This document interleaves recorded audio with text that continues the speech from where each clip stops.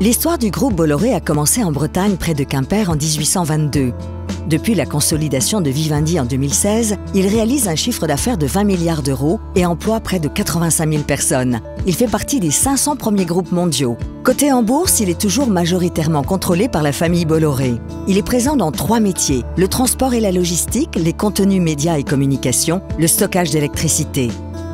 À partir des papiers fins, son métier historique, le groupe Bolloré a développé son activité dans la production de films plastiques ultra fins, devenant le premier fabricant mondial de composants pour condensateurs.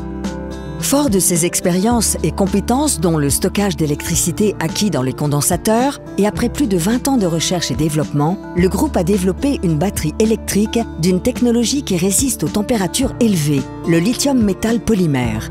La conception tout solide de cette batterie et l'absence de solvant lui confèrent un niveau élevé de sécurité, de cyclabilité et de performance que le groupe ne cesse d'améliorer grâce à des efforts permanents de recherche et développement. Autour de cette batterie, le groupe Bolloré a développé des solutions de transport collectif et individuel et des solutions stationnaires qui répondent aux enjeux écologiques des villes. Le groupe a ainsi créé une gamme de véhicules 100% électriques. La Blue Car, qui est utilisée principalement dans l'autopartage. En 2011, le groupe a remporté l'appel d'offres de la ville de Paris pour créer Autolib, le premier service d'autopartage de véhicules électriques au monde.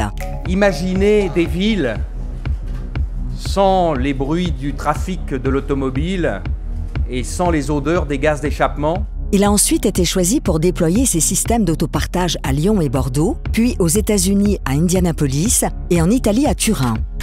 En 2017, le groupe déploiera de nouveaux services d'autopartage à Singapour, Londres et Los Angeles. Ses filiales IER et Polyconseil jouent un rôle important dans le succès de l'autopartage en concevant et développant notamment les bornes de charge et les services informatiques. Ces services d'autopartage représenteront 8 000 Blue Cars en circulation, 10 000 bornes de charge. À ce jour, 120 000 personnes sont abonnées et effectuent environ 6 millions de locations par an. La Blue Summer, le cabriolet électrique conçu et développé par le groupe Bolloré, a laissé place à la Imeari, véhicule Citroën, produit et commercialisé par le groupe PSA. Plus de 2000 cabriolets circulent aujourd'hui. Fort de ses premières réalisations, le groupe a développé des bus électriques. Bluebus 6 mètres, ceux-ci circulent notamment à Paris, Tours, Lyon, Luxembourg et en Afrique. Et Bluebus 12 mètres. 23 bus circulent déjà sur certaines lignes de la RATP à Paris. Un bus de 18 mètres est également en cours de conception.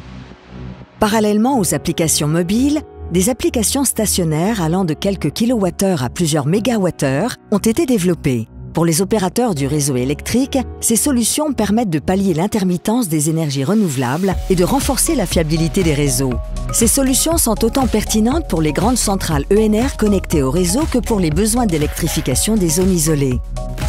Plusieurs installations de ce type sont en place, en particulier les Blue Zones déployées en Afrique et au Cambodge, qui sont des espaces autonomes en électricité produite par des panneaux photovoltaïques où l'eau potable, l'accès à Internet et divers services économiques, culturels et sportifs sont à disposition des populations.